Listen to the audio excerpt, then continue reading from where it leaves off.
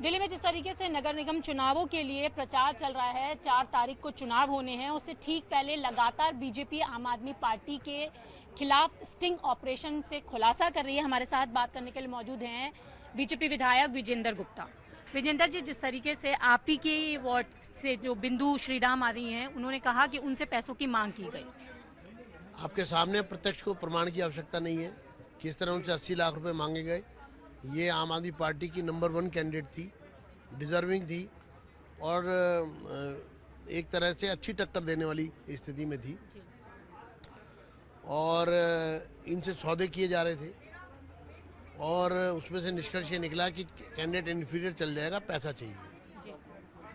तो भ्रष्टाचार के जो एक गेटवे ऑफ भ्रष्टाचार है वो आम आदमी पार्टी ने दिल्ली नगर निगम के माध्यम से खोल दिया है कि खाओ और खाने दो, लूटो और लूटने दो।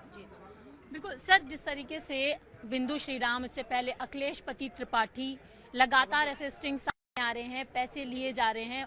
दूसरी तरफ अरविंद केजरीवाल सरकार अपने आप को ईमानदार बताती है, भ्रष्टाचार के खुलासे लगातार हो रहे हैं, उस पर क्या कहना चाहेंगे?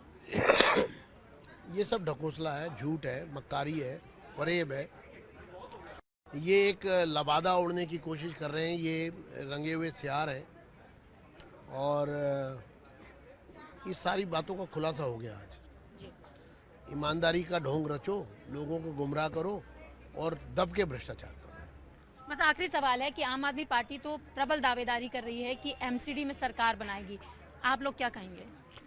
हम तो यही कहेंगे, लोगों के सामने सच है, लोग देख सकते हैं कि किस तरह की झूठ की बिसात पर दिल्ली में एक लुटेरों का गैंग दिल्ली नगर निगम पर हावी होना चाहता है और सेवाएं देने के नाम पर किस तरह से दिल्ली के लोगों को लूटा जाएगा, ये सच लोगों के सामने आ गया है।